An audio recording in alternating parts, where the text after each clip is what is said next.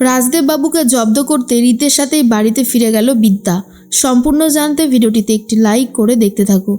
গল্পের শুরুতেই দেখা যায় প্রফেসর বিবি শেষ মুহূর্তে এসে হোস্টেল ভাঙাটা তো আটকে দিয়েছে, আর এর মধ্যেই ফাগুনের বিয়েটা ভেঙে গেছে। তখনই তোরসা খুবই কান্নাকাটি করতে থাকে আর বলে, আমার মেয়ের বিয়েটা যে এইভাবে ভেঙে যাবে এ আমি কল্পনাও করতে পারিনি। সব হয়েছে ওই প্রফেসর বিবির জন্য। তখন পিহু প্রতিবাদ করে বলে, কেন? ওর দোষটা তুমি কেন দেখতে পাচ্ছ দিদি? এদিকে যে তোমরা ওকে ঠকিয়েছো, কই সে কথাটা তো ভুলেই গেছো বেমালুম।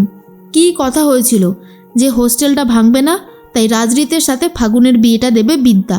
তোমরা কি তোমাদের কথা রেখেছো? কপিল বলে, পিহু তুমি কিন্তু দাদা বৌদির মুখে একদম তর্ক করবে না, আমার এটা একদম ভাল লাগে না।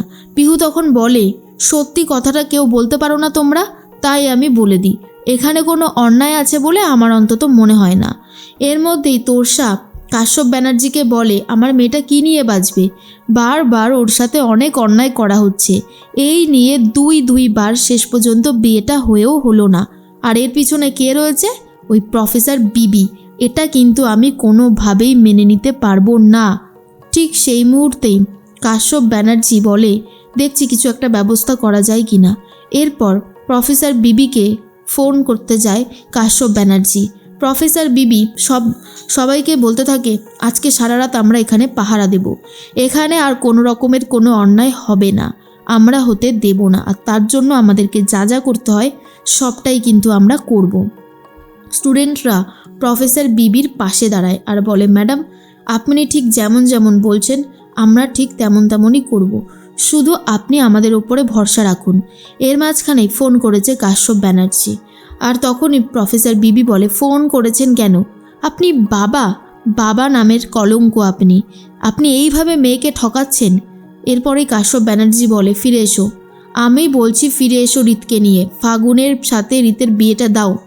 প্রফেসর বিবি বলে, এত কিছু হয়ে যাওয়ার পরেও আপনার লজ্জা হয়নি তাই না? আপনাকে যত দেখি তত বেশি করে অবাক হয়ে যাই, কি করে আপনি এতটা খারাপ হতে পারেন? শুনেছিলাম যে আপনি খারাপ, তাই বলে এতটা যে খারাপ সেটা নিজের চোখে দেখে নিলাম। এর মাঝখানেই রীত এসে আছে আর ফোনটা বিদ্যার থেকে নিয়ে নেয়। বলে কাশ্যপ ব্যানার্জিকে, দেখুন আপনার বড় মেয়ে বিদ্যার সাথেই আমার বিয়েটা হয়ে গিয়েছিল আগেই, তাই ওকে আমি আমার বাড়িতে ফিরিয়ে নিয়ে যাব। ও আমার স্ত্রী, ঠিক আছে? আর কোনো ফাগুনকে আমি বিয়ে করিনি আর করতে পারবও না। কাশ্যপ ব্যানার্জি বলে, রীত তুমি এটা করতে পারো না। রীত তখন বলে, অবশ্যই পারি, আপনি কে যে আপনি আটকাবেন? এই বলেই ফোনটা কেটে দেয় রাজরীত। তখনই কাশ্যপ ব্যানার্জি তোরসাকে বলে, রাজরীত বলল ও নাকি বিদ্যাকে ওর বাড়িতে নিয়ে যাবে, আমার বড় মেয়ের সাথে নাকি ওর বিয়ে হয়ে গেছে। তোরসা বলে, ভাবতে পারছি না যে এই মেয়েটা সেইভাবে আমাদেরকে ঠকিয়ে দিল। তখনই পিহু বলে, দাদা আপনি তো ওর বাবা, আপনি বুঝতে পারেন না যে আপনার মেয়ের কোথায় কষ্ট হয়? আপনি কি শুধু ফাগুনের আর শ্রাবণেরই বাবা? বলুন না, চুপ করে থাকবেন না। কিন্তু কাশ্যপ ব্যানার্জি কি উত্তর দেবে নিজেই বুঝে উঠতে পারে না, আর এটা বুঝতে পারে যেটা হচ্ছে সেটা ভালো হচ্ছে না। তখনই রাজরীত বলে, বিদ্যা তোমাকে ভালোবাসি, আমি তোমার স্মৃতিতে সিঁদুর দিয়েছি। এর মাঝখানেই চলে এসেছে কলেজের প্রিন্সিপাল আর রাজদেব চ্যাটার্জি। প্রিন্সিপাল বলে, এক্ষুনি এই জায়গাটা খালি করে দাও। কেন এই জায়গাটায় তোমরা দাঁড়িয়ে আছো, এইভাবে ভিড় করছো? তখনই বিদ্যা বলে, এই কলেজটা যেমন আপনার সেরকম আমাদের মতন অনেক মানুষের, তাই আপনি চাইলেই যে সবটা হবে তেমনটা নয়, আমরা এখান থেকে কোথাও যাব না। রাজদেব চ্যাটার্জি বলে, শুনুন প্রফেসর বিবি, আপনি কিচ্ছু করতে পারবেন না, আপনি এখান থেকে বেরিয়ে যান, কাল সকালে আপনাকে এখান থেকে বার করে দেওয়া হবে, এই কলেজের সাথে আপনি কোনোভাবেই জড়িত থাকবেন না। তখনই প্রফেসর বিবি বলে, অনেকবার তো চেষ্টা করেছিলেন, কিন্তু আটকাতে কি পেরেছেন? পারেন তো নি, তার উপরে আবার বড় বড় কথা বলছেন। শুনুন রাজদেব চ্যাটার্জি, আমি এখান থেকে কোথাও যাব না, আমি এখানেই থাকবো, দেখি আপনি কি ব্যবস্থা আমার জন্য করতে পারেন।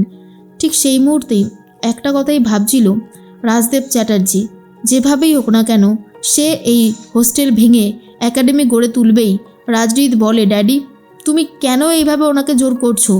আর এই হোস্টেলগুলো ভাঙা যাবে না, অন্তত সেটা বোঝার চেষ্টা করো। কিন্তু কোনোভাবেই বুঝতে চাইছিল না রাজদেব চ্যাটার্জি।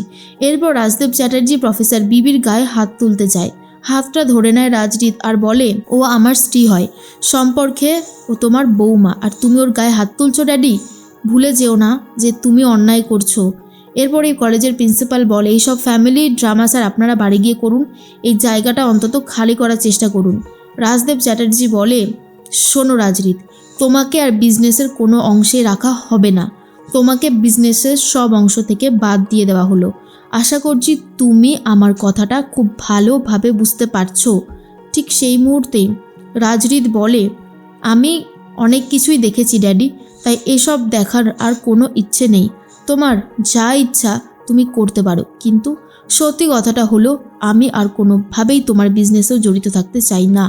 রাজদেব চ্যাটার্জি তো চলে যায়। তখন রাজরিত বিদ্যাকে বলে, বিদ্যা এখনো সময় আছে, তুমি আমার সাথে চলো, আমার সাথে আমাদের বাড়িতে চলো, বউ হয়ে থাকবে, তুমি আমার বাবার ওপর সর্বক্ষণ নজর রাখতে পারবে, আর আমার বাবাও আর কোনো দুর্নীতি করে উঠতে পারবে না। এখনও সময় আছে, আমি তোমার কাছে হাত জোড় করছি। তখন বিদ্যা বলে, আর ফাগুন? ফাগুনের কি হবে? ফাগুন যে আপনাকে পাগলের মতন ভালোবাসে। তখন রাজরিত বলে, কিন্তু আমি তো ওকে ভালোবাসি না, জোর করে এই বিয়েটা দিলে সংসার কি আমরা করতে পারতাম? হতো না কোনোভাবে, তার থেকে বিয়েটা ভেঙে গেছে, সেটাই ভালো হয়েছে। সময় আছে, এখনও চলো, আমি বলছি আমি সব কিছু সামলে নেব, আমার মা তোমাকে বরণ করার জন্য বসে আছে, তুমি শুধু একটাবার চলো। বিদ্যা ঠিক করে সত্যি সত্যি এইবার রাজরিতের সাথে যাবে আর সংসারটা সে করবে, কারণ এইভাবে রাজদেব চ্যাটার্জিকে ধরার তার সাধ্য হচ্ছে না ঠিকই, কিন্তু একবার যদি চ্যাটার্জি বাড়িতে যায় আর সেখানে গিয়ে রাজদেব চ্যাটার্জিকে জব্দ করতে অনেকটাই সুবিধা হবে প্রফেসর বিবির।